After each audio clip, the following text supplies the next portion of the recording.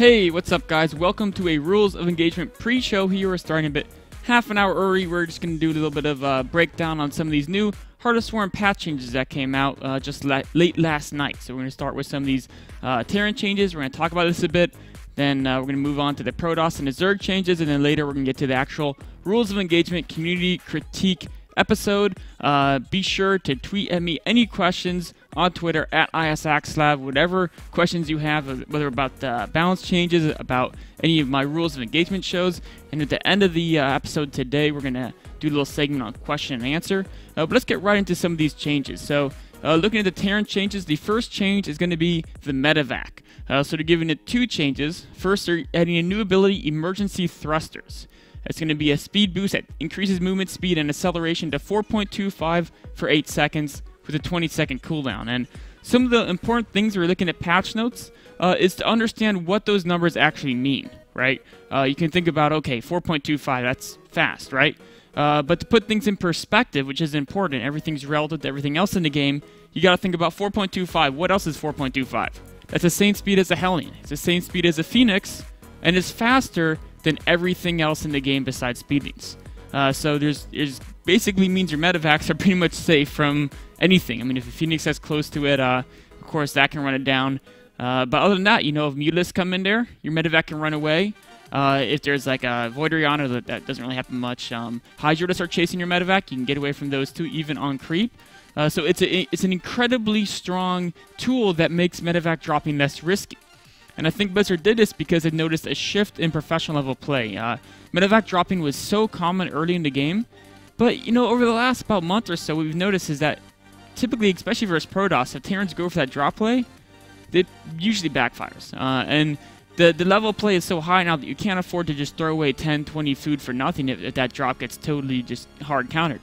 And so the speed thruster ability is something that's going to be really fun to watch in the professional hands because, of course, if you're an amateur, you send your medevac in, they can still run down and kill and you won't even notice in time. But a professional who's paying really, really good attention to the map can click that ability and get out there in time to reduce the risk factor of using drop play. So I think that's a really, really cool ability.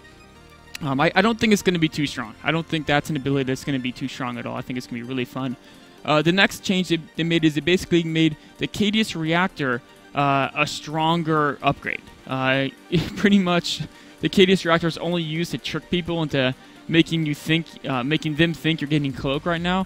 So it's a little bit of an upgrade you don't see too often. So I think it's nice they're giving it a little bit more punch in it. I mean, it's before as an energy upgrade on a caster that wasn't like a super important caster. It wasn't like a fungal growth. You know, you need that 25 energy to get that fungal growth off or the Psy Storm. Medevac can generally heal pretty decently no matter what. So I think this is a good change that they're making this upgrade have more of a punch to it. I mean, their numbers are big though. Increasing heal rate from 9 to 15, that's huge. That's almost doubling the effectiveness of medevacs. And then people are like, oh, they're going to run out of energy really quickly. But actually, they're making this energy rate they're making it more efficient to heal as well, is I guess what I'm trying to say here. So, basically before, they healed at a rate of 9 life per StarCraft second, and for every 3 life they healed, they used up 1 energy. So they would burn 3 energy every second. After this upgrade, they heal at 15 life per second, and for every 5 life, they burn 1 energy. So it's still 3 energy a second. So they're not actually going to use the energy any faster, they're just going to heal much faster. And I mean, they're probably doing this change because there's so many stronger combinations against bio units, particularly the Oracle Time Warp combined with, Psy Storm combined with Colossi. So they wanted to make bio a little more effective in the late game. And of course, they're making this more expensive, which they have to, or else people just rush out to upgrade, running with 16 Marines and 2 upgraded medevacs and then just win the game. So, maybe this might even have to be pushed up to more like a stim type upgrade where it's 160 seconds, because I think it might be coming out a little bit too early in the game right now. But that's something, again, we'll have to wait and see, of course. You do need a tech lab on the starport to get that upgrade, so you can't even produce medevacs 2 at a time where you're doing that. So it's going to be interesting to see how that plays out. Looking at the Reaper, this is another, basically, we're going to scroll down just a little bit here, bring Reaper up to the top, making the Reaper significantly faster. Which is pretty cool. Again, those 4.25. That is actually a pretty big number because now it can run away from Hellions in Terran, which is pretty cool once you get that speed upgrade. So it could be used for mid-game harassment in TVT, of course. Still got to watch out for those Widow Mines. We'll get to those in a bit, which are, I think, probably the strongest counter to Reapers that Terran has. But this speed upgrade here is very important, too. There's two big things. One is now the Reaper can run down workers very effectively. I mean, before, if you stutter step well, you were close, you could run down a worker. But in general, if somebody ran all their workers very, very quickly, they wouldn't lose more than one or maybe two to a Reaper. So this change here makes it so that people have to be much more careful about Reaper harass early, or even in like the mid game. Let's say there's a Protoss who's doing a gateway timing to a Terran, right? The Terran has some Reapers hitting the corner of the map to run into counter. Before, when Reapers run into, let's say, the Protoss is natural, Protoss pulls all the probes to the main, Reapers will kind of chase him, but they won't be able to really kill them as they're chasing him very effectively. Then by the time they get him cornered in the main, Protoss has a warp in to defend. They won't take too many losses, and meanwhile, of course, the Terran's in trouble because they spent those resources that they could have been using to defend off on the harassment force. But now, those Reapers are going to be much, much more effective at harassing workers, and then, of course, they can run away from Stalkers, which is a huge, huge advantage. And I think that's a great change as well because Reapers are pretty underused right now, and they're really cool to watch them jump around and kill things. So, next change is the Widow Mine. No longer hits cloak units. I think that's a very important change. I can tell you how many frustrating games I had are from both sides playing TVT and Heart of the Swarm. Where you're like, should I Banshee harass? And you just fire Banshee, and all of a sudden it gets blown up with a Widow Mine. You're like, well, that didn't work. Let me try Banshee on this angle, and it gets blown up again by Widow Mine. So it's kind of cool that the cloak upgrade for Banshees in TVT now has more of a purpose, so you can actually still do damage even against a good mine defense. And the other thing, of course, is Dark Templar. As soon as they made Widow Mine say cloak units, Dark Templar are basically worthless. It's pretty much that simple. Terrans never have to worry about saving scans, just have a couple Widow Mines, which you kind of want anyway. I mean, maybe you do, maybe you don't, but you definitely would want them if they could make sure you don't have to worry at all about Dark Templar. So I think that's a very, very good change. Just to, they were too hard of a counter to cloak units before. And a new upgrade, Drilling Claws. Decreases burial time from 3 seconds to 1 second. Of course, it's an upgrade, so you can't get it early on, which is obviously important. Early on, if you get it, you just rushing past units, burrow into worker line, and pretty much say goodbye to your opponent. But I think this is kind of cool because one of the problems they have is in, let's say, 3-digit plus engagements. By 3-digit, I mean 100 food plus engagements. So you're talking about those late mid-game, early late-game battles. The problem with the Widow Mines is they're not really mobile with your army. Like, your army's moving up, you're going to deploy them, and they're like siege tanks, right? But siege tanks compensate by having insane range, so you can deploy them before you're even close to your opponent.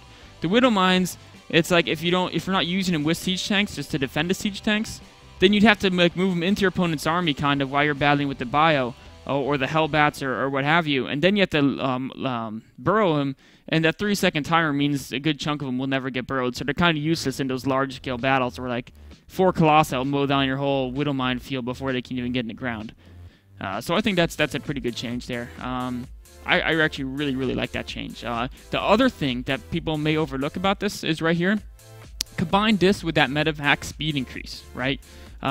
Makes it very, very strong because you can drop a Widow Mine, bury it in a second, and it's going to be pretty hard for those workers to react in time, right? I mean, the medevac's moving at 4.25, Widow Mine buries in 1 second. You can even drop a couple in the line to cut off their retreat path. It's going to be a great way to harass people's worker lines in the game.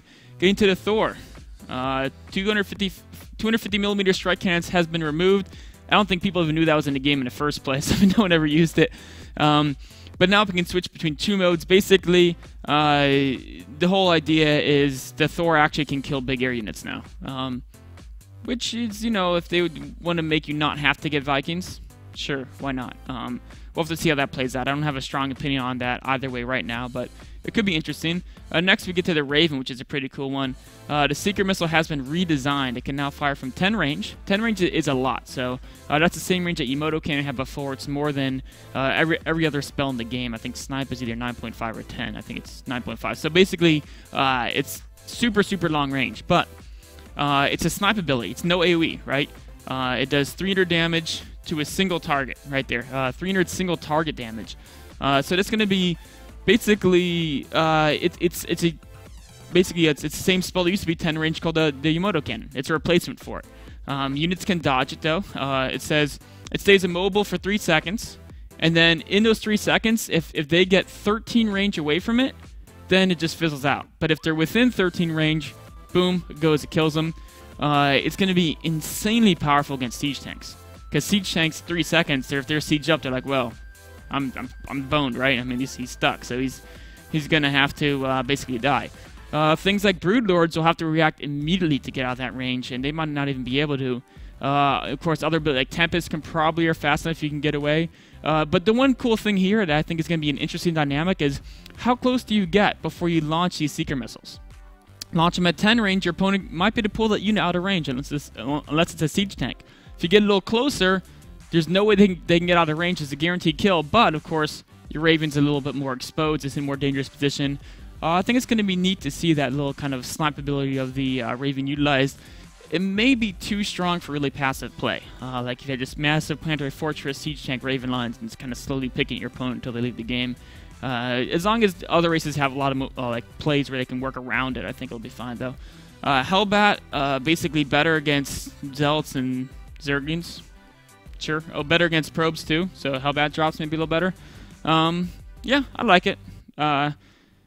They're really good against Zerglings already, but there's nothing wrong with that, so why not, right? Maybe they're a little bit too weak against Zealots. Have to give them a little bit of buff. We'll see how that plays out. Armory, they're merging Factory and Starport upgrade pass, so that's purely positive change. It's too much of a hassle for Terran players to invest in both, so great change there. Interesting, though, this and then that Thor change, it's like with making the upgrades mix, you don't really even need the Thors to beat the big air units, because now you can use Vikings more effectively. And also, of course, the Raven can be big air units as well. So they're giving Terran so many tools to deal with capital units that I'm a little bit worried. It might almost render big units like Colossi, Carriers, Ultras, Broodlords a little bit too weak against Terran with all their new anti-big unit utilities. We'll have to see how it plays out. It may not end up being that bad. We're going to take a quick break, and then we're going to get back to some of the Protoss changes in Heart of the Swarm.